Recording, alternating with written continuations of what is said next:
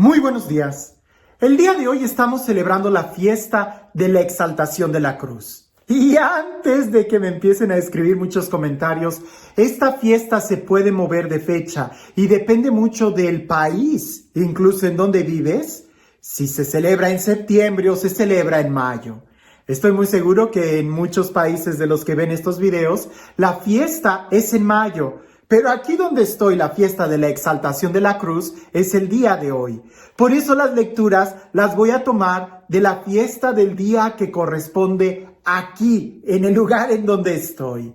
Definitivamente, y esto hay que entenderlo, en las solemnidades o incluso las fiestas o el domingo, ¿verdad? Es la misma liturgia para todos, pero también hay otras fiestas que dependiendo de la región, para poder profundizar mejor nuestra fe, se pueden mover de lugar. Y una de esas fechas o fiestas es la del día de hoy. De cualquier manera, en donde quiera que estés, en cualquier país en donde tú estés, creo que es muy oportuno de vez en cuando voltear a mirar la cruz y contemplar y reflexionar el amor que Dios nos ha tenido expresado en una cruz. Para muchos, y una vez recuerdo que cuando era adolescente, platicando con un compañero en la secundaria que no era católico, él me decía, pero ¿cómo vas a tener colgada en el cuello una cruz? Es como si yo trajera la pistola con la que mataron a mi mamá.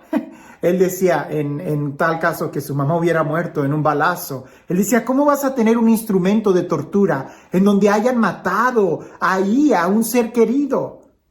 Y yo le respondía, y sin saber nada, simplemente con una sencillez de alguien que no, sin tener ningún estudio en ese momento le dije, pero no es que hayan matado a Jesús en una cruz, es más bien que Él la eligió para salvarnos.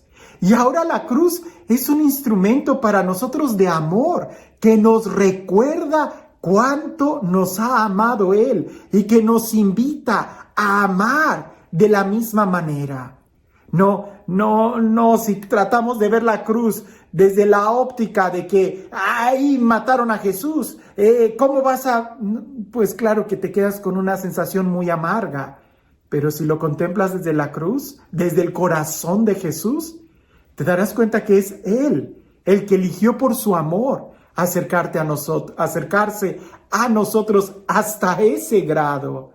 Ahora, hay una escena en la película de La Pasión que me gusta mucho, de Mel Gibson, que cuando le acercan la cruz a Jesús, es Jesús quien se acerca a ella y la abraza.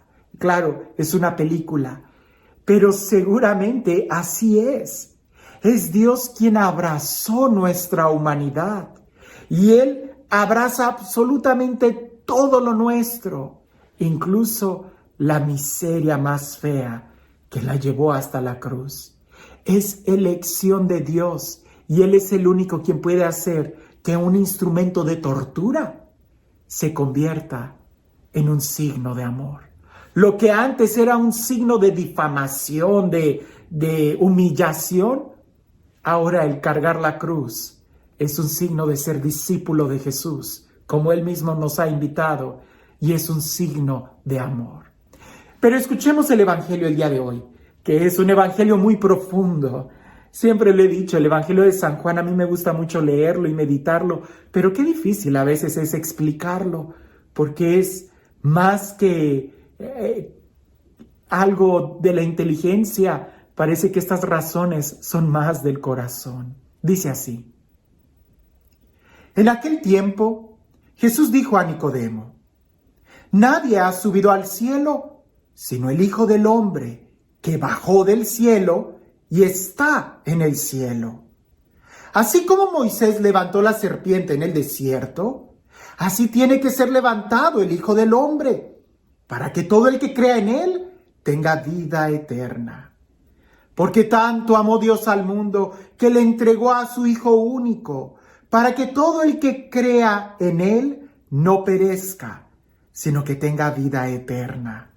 Porque Dios no envió a su Hijo para condenar al mundo, sino para que el mundo se salvara por Él. ¡Qué profundo! Y alguien pudiera decirme, Padre, ¿pero qué tiene que ver aquí la cruz? Bueno, está precisamente en la imagen que Moisés construyó en el desierto. Porque cuando el pueblo pecó, le sobrevino, pudiéramos decir, una maldición, le sobrevino una plaga de serpientes venenosas que estaban mordiendo al pueblo y como no había medicina, claro está, en aquel entonces, ellos se estaban muriendo. Entonces acuden a Moisés y se arrepienten del chisme que decían en contra de la autoridad de Moisés, en contra de Dios mismo. Y Dios los perdona, pero le pide a Moisés que haga una imagen de una serpiente y la levante en un palo. Y aquellos que miren a esa serpiente, a esa imagen de serpiente, a esa figura hecha por mano humana, quedarán sanos. Ahora, Jesús mismo utiliza ese ejemplo para expresar que la maldad del hombre que está ahí manifestada en un castigo, él va a tener que ser levantado y va a tener que asumir todo el castigo, pudiéramos decir todo el veneno, para que todo el que lo mire ahí en la cruz no se condene, sino que sea salvado. Hay muchas historias sobre el poder de la cruz. Pudiéramos decir algunas historias muy épicas, quizás muy medievales, pero lo que sí es cierto es de que la cruz debiera de ser un estandarte que nosotros lleváramos muy clavado en nuestro corazón, porque ciertamente la cruz es lo que nos abre las puertas del cielo, la cruz de Jesús. Y si tú y yo somos capaces también de tomar nuestra cruz y seguirlo a Él. Te hago unas preguntas muy sencillas. ¿Quién es el que valora la comida? El que ha pasado hambre, ¿cierto?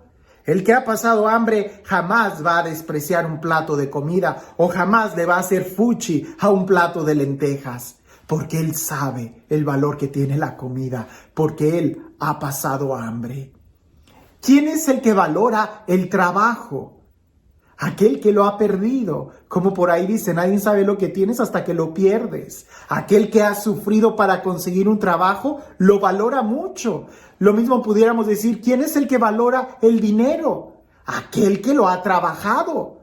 Cuando a ti no te cuesta el dinero, lo malgastas en cosas insignificantes. Pero cuando a ti te cuesta, lo valoras.